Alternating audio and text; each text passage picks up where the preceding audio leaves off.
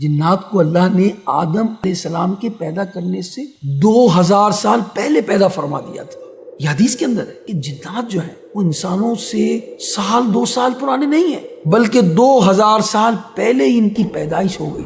اور پھر یہ رہتے کہاں تھے، اس کے بارے میں حضرت عبداللہ ابن عباس کی روایت ہے۔ وہ روایت کرتے ہیں کہ جنات زمین پر رہتے تھے اور فرشتے آسمان پر رہتے تھے، اور اس وقت زمین اور آسمان انہی سے آباد تھے، اور ہر آسمان کے الگ الگ فرشتے تھے، اور ہر آسمان والوں کی الگ الگ تسبیحات تھی، اور ہر اوپر والے آسمان کے فرشتے نیچے آسمان والوں سے زیادہ ذکر و تسبیح کرتے تھے رب کریم کی۔ پس زمین جنات سے آباد تھی اور آسمان فرشتوں سے آباد تھا، اور 2000 سال تک زمین جنات سے اسی طرح آباد رہی، یعنی 2000 سال تک جنات کے علاوہ کوئی اور مخلوق زمین پر موجود ہی نہیں تھی۔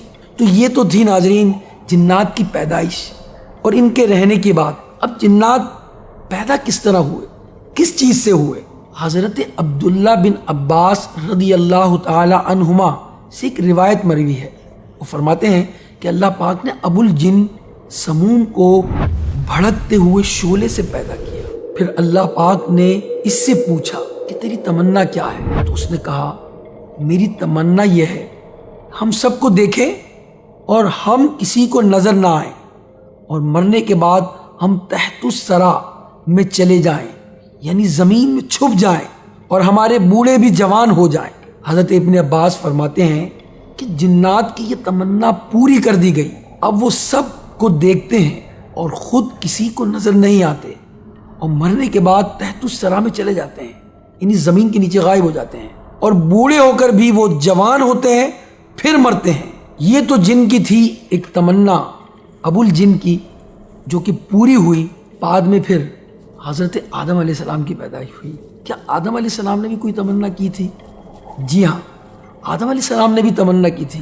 اللہ پاک نے جب انہیں پیدا فرمایا، ان سے پوچھا اے آدم تیری تمنا کیا ہے؟ تو جواباً کہا میں جنت میں رہنا پسند کرتا ہوں۔ تو ان کو جنت دے دی گئی۔ اس بنا پر علماء فرماتے ہیں کہ جنت چونکہ انسانوں کے والد حضرت آدم علیہ السلام کی ہے، لہذا جنت میں صرف انسان جائیں گے، جنات نہیں جائیں گے۔ اب ہم جو بات کرنے لگے ہیں وہ یہ ہے کہ جنات کس طرح خون خرابہ کرتے تھے۔ میں نے اس کے بارے میں شروع میں بھی کچھ عرض کیا۔ تو جنات اس دنیا میں لڑتے تھے، جھگڑتے تھے، اس بارے میں نے ابتداً عرض کیا۔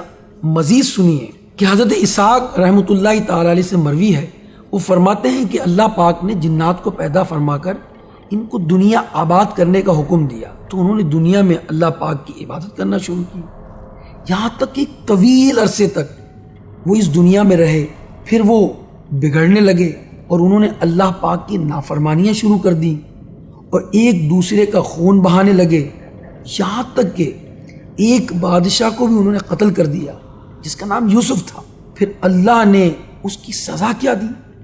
سزا یہ دی کہ اللہ نے آسمان نے دنیا سے فرشتوں کا ایک لشکر بھیجا، اور اس لشکر میں ابلیس بھی تھا، اور ان کی تعداد 4000 تھی، اور ابلیس ان سب کا سردار تھا۔ وہ زمین پر اللہ پاک کے حکم سے آئے اور انہوں نے تمام جنات کو زمین سے بھگا دیا۔ اب جنات دریاؤں اور جزیروں میں چلے گئے، اور پھر وہ فرشتے اور ابلیس زمین پر رہنے لگے۔ اور وہ کتنا عرصہ رہے زمین پر، یہ بھی ایک دلچسپ بات ہے، اس کی بھی نالج ہونی چاہیے ہمیں۔ ایک روایت میں آتا ہے کہ ابلیس اور اس کا لشکر آدم علیہ السلام کے پیدا ہونے سے قبل 40 سال تک زمین پر رہے۔ حضرت مجاہد رحمۃ اللہ علیہ فرماتے ہیں کہ ابلیس آسمان دنیا اور زمین کا بادشاہ تھا، اور اللہ پاک نے یہ ارادہ کر رکھا تھا کہ ہم عنقریب زمین پر اپنا خلیفہ پیدا کریں گے۔ تو اس کی خبر ابلیس کو ہو گئی، اس کو یہ پتہ چل گیا کہ یہ خلیفہ ملائکہ میں سے نہیں ہوگا، فرشتوں میں سے نہیں ہوگا۔ پھر جب اللہ پاک نے انسان کو زمین میں خلیفہ بنانے کا تذکرہ فرشتوں سے کیا، تو ابلیس نے فرشتوں سے کہا کہ ملائکہ کو اس خلیفہ کو سجدہ کرنے کا حکم دیا جائے گا، اور ساتھ ساتھ وہ اپنے دل میں یہ سوچنے لگا کہ میں تو اس کو یعنی آدم علیہ السلام کو سجدہ کروں گا نہیں۔